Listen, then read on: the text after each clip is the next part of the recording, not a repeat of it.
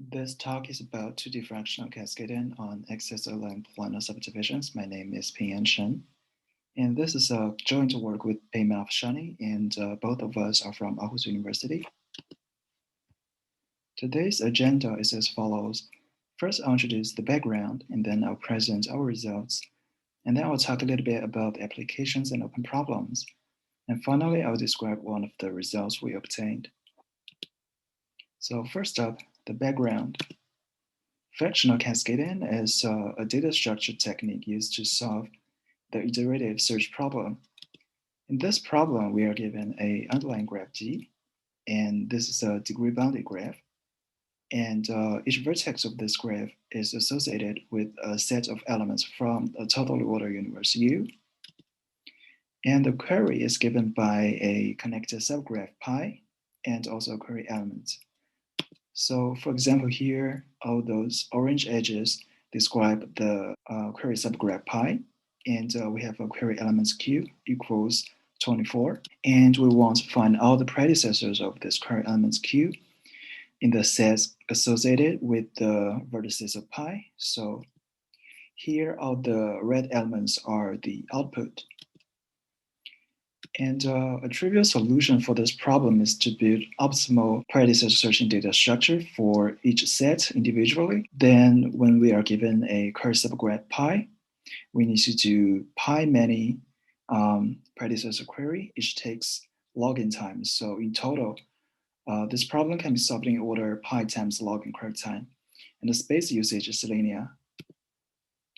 In fractional cascading, given by Chazelle and Guibas in 1986, shows that we can use a linear space to do much better. And in fact, we can solve this problem using order pi plus log n time. We can generalize this problem in the following way. So consider what we have done for each individual predecessor search. We want to find the predecessor of some query elements in a set. And this is equivalent to locate the query elements in the ranges induced by S, which is 1D point location problem. To see this, imagine we have a real line and we put the elements of the set S in this real line. This will cut this real line into disjoint regions, and to find the predecessor of the query elements is equivalent to locate the range which contains the query points. There exists optimal 1D point location data structure solving this problem using order n space and order log n query time. And n is the total number of ranges. We can generalize this problem to 2D. So in 2D point location problem, we are given a planar subdivision, and we want to locate a point Q in this subdivision. And a planar subdivision is just embedding of a planar graph in 2D in a 2D plane where all edges are just straight line segments. So for example, in the bottom left, we have a planar subdivision, and the red point is the query point. And there exists optimal 2D point location data structure using order n space and solves this problem in order log n query time. And n is the total number of vertices, edges, and faces in the subdivision. And we call the subdivision complexity. Now we can consider the 2D generalization of fractional cascading. In this problem, again, we are given an underlying graph G, which is degree bounded. This time, instead of associate a set of elements, we associate a planar subdivision for a vertex of this graph G. And the query is still a connected subgraph, and Q is a query point. And obviously, we want to find all the cells containing the query point Q in the subdivisions associated with the vertices of pi. So let n be the complexity of all subdivisions associated with G. And a trivial solution is to build optimal point location data structures for each subdivision individually. And this will give us order pi times log n query time using linear space. So can we do better? Unfortunately, the answer is no. And by the result of Chazelle and Liu in 2001, Any data structure solving this problem using polylog n plus little of the size of pi times log n time must use omega tilde n to the 2 minus epsilon space, which means that the trivial solution is essentially the best we can hope for. And the bad example Giselle and Liu gave is actually very simple. We just have a path, and each node of this path is associated with a subdivision where the subdivision is basically just parallel strips. We consider a special planar subdivisions instead of general planar subdivisions.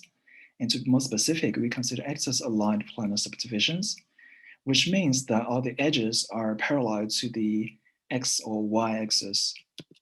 So can we do better in this special type of subdivisions? The answer is yes. Now I will show you our results. So instead of just considering general graph, we also consider the case when the underlying graph is a tree. And we also consider the query subgraph being just a path or subtree and also subgraph. And we achieve a bunch of upper bounds, and most of them are tight or close to tight up to some inverse Ackermann function factor. So let's look at the first two rows. Let's look at them one term at a time. So first of all, both of them have this term pi square root log n. And this corresponds to the case when the height of the tree is no more than half log n. We can show that there exists a data structure solving the 2D fractional cascading on axis-aligned planar subdivision problem in order log n plus pi times square root log n time using order n space. And we can show that this is a tight. So now let's look at the second term.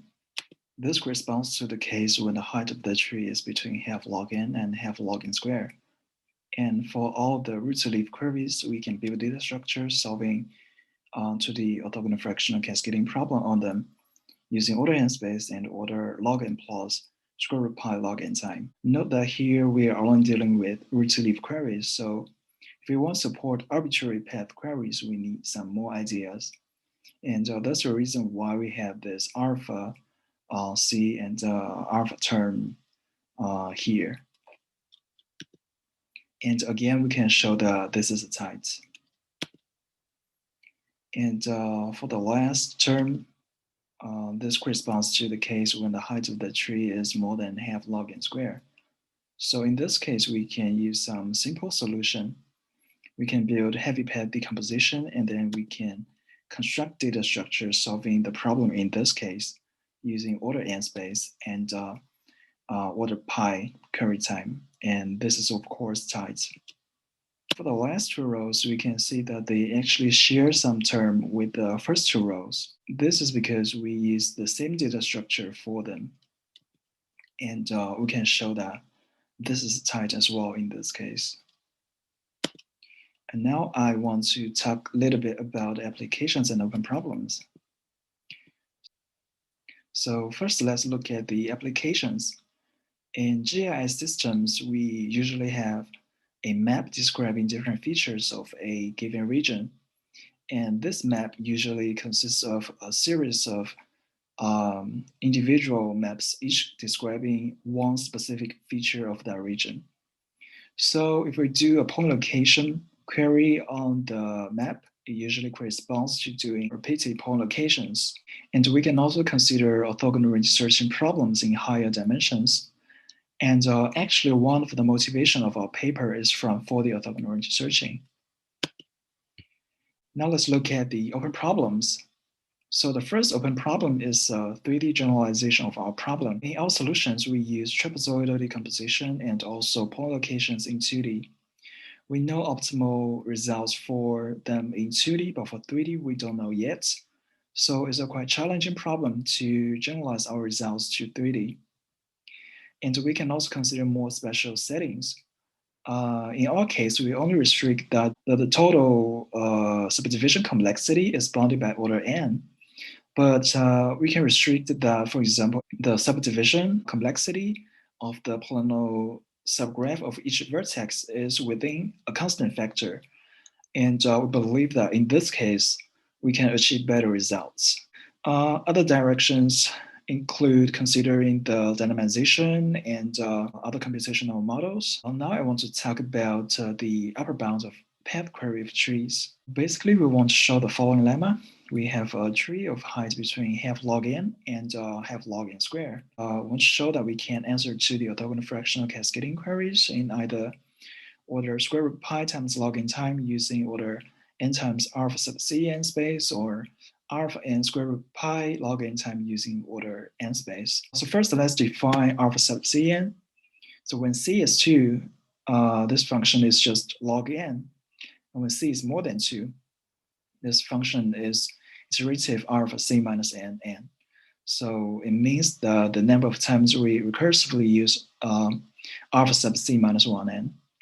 For example, alpha sub 3 is log star n, which is iterative log function, and alpha 4 is iterative log function. Alpha n is defined as the minimum index I, such that alpha sub I n is no more than some constant c. So the high-level idea of proving this lemma is that first we can build protocol data structure used to handle root-to-leaf path queries. And it consists of 2 levels of data structures. So the first level data structure is a 3D rectangle stepping data structure based on top of what we call samples. And the second level data structure is a point location data structure for each sample. So the intuition is that we want to do point location on the path of a tree. We first build samples for those planar subdivisions, and then we collect them and then use 3D rectangle stepping data structure to find all the samples containing the query points. So, and inside a sample, it can contain a bunch of original cells. So we don't know, we have a rough idea about which cells contain the query points, but we don't know yet. And to find the exact cells, we need point location data structures, and that's our second level data structure. Now that we have a root-to-leaf path query data structure, we can extend the result to support arbitrary path queries, and we call this our base data structure. Then we can bootstrap to reduce space. First, let's look at 3D rectangle stepping problems. In this problem, we are given a set of n 3D rectangles, and we want to pre-process them such that given a query points queue, we can find the rectangles containing these points. So as an example here, we have 4 rectangles. The largest one and the highest one contain the query points, so these 2 are the outputs. We will need the observation that 2D orthogonal fractional cascading path queries on trees can be reduced to 3D rectangle stepping problems. This observation is not new. It's already used to solve 40 orthogonal range reporting problems by Afshani, Arch, and Larson in 2012. Let's look at an example. So we have a tree, and each node of this tree is associated with a orthogonal planar subdivision, and we want to do repeated point locations along a root-to-leaf path. We can lift each 2D rectangle to 3D by the following way. So let's look at all the leaves from left to right. The leftmost leaf node will be assigned a what we call Z range from 0 to 1, which is the range for the third dimension. And for the second leaf node, we will assign Z range 1 to 2 to it. So as an example here, we can see that the 2D rectangle has been lifted to 3D with appropriate Z range, and so on. And for each internal node, its Z range will be the union of the Z range of its 2 children. As an example, the root node will have Z range 0 to 8, which is the entire Z range. So if we have a 2D orthogonal fractional path query, we can use the Z range to specify which path we want to query. So for example, if you want to query the leftmost path, we can assign z value, for example, 0.5 to the query points. And note that the z range of every node in the same level will be disjoint. Z range of a node is always contained in the z range of its parent. So using z range, we can specify the path, and therefore 2D orthogonal fractional cascading path queries on trees can be reduced to 3D rectangle stabbing problems. Now let's look at the first result. So we have a tree of height between half log n and half log n squared. First of all, we do something called trapezoid decomposition, which basically means we shoot a ray upwards or downwards from each vertex until it hits another edge or the bounding box. By doing this, the subdivision complexity will increase by a constant factor, and every cell will now be a rectangle. And now for each subdivision, we create a cutting on it. So a cutting is basically a way to divide a plane into disjoint regions whose union is the original plane. So for example, here in the bounding box, a cutting gives us 4 cells.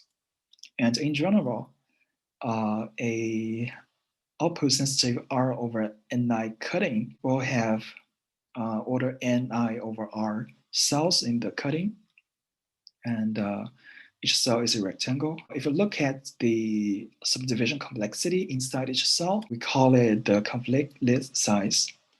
It's bounded by order R. So first, we build first level data structure based on the cutting cells. We collect every cell and lift it to 3D rectangle. And then we can build 3D rectangle stabbing data structures. And by the result of Afshani, Arch, and Larson 2012, 3D rectangle stabbing problems can be solved in order n times capital H log n space and order log n times log n over log capital H plus k time. Since the total number of 3D rectangles, which is the total number of cells in the cutting, is n over r. So we have the following data structure. And now we build two second level data structures, which is 2D point location data structure for every cell. By some analysis, we can show that the total space usage is order n. Since the path has length h and the subdivision complexity of each cell is r, in total we spend order h times log r time. And now what remains to do is to balance the terms. We pick R and H to be appropriate values, and then we can show that in total we spend order n space and order square root H times log n query time. And we call this our protocol data structure. There's a problem for our data structure is that it only supports root-leaf queries. And there's a simple solution for it. We can just build log-log levels of protocol data structures by cutting the tree by half recursively each time. And this will increase the space by a log-log factor. And we give the following claim. If we have two values, h1 and h2, h1 is no more than h2, and and both of them are within half log n and half log n squared, we can build data structures such that for any query path of height of length between h1 and h2, we can solve in order n times log h2 over h1 space and the same query time. This is basically a generalization of simple solution for the protocol data structure. For example, if you plug h1 to be half log n and h2 to be half log square n, we have the order n log n space solution. And we call this our base data structure. And now that we have a base data structure, we can use the following way to improve it. Let's set h1 to be half log n, and we set h2 to be log n squared over 2 times log n squared. And we construct log n over ni cutting for each subdivision. And by the results of cutting, each cell, each cutting will contain order ni over log n cells, and the conflict list size of each cell is bounded by order log n. So the first level data structure will based on the base data structure. And since the total number of cells is n over log n, and by the result of the base data structure, our first level data structure will use order n space, and the query time is still order square root pi times log n. Since we use cuttings, we still need point location data structures to locate which rectangle in the cell contains the query point. So we need the second level data structure. And by some analysis, we can show that the space usage is still order n. And since we set h2 to be this value, the query time is still bounded by order square root pi times log n. So we have first level data structure and a second level data structure, and both of them use order n space and order square root pi times log n time. So we just constructed a data structure which can solve query paths between h1 and h2 of certain values for them. Now we set h1 to be the previous h2, and we set h2 to be log n squared over 2 times the log n squared. So essentially, the denominator of h2 becomes from 2 times log n squared to 2 times log n squared. And this time we use log n over ni cutting, and we can show that we can build data structure still using order n space and the same query time.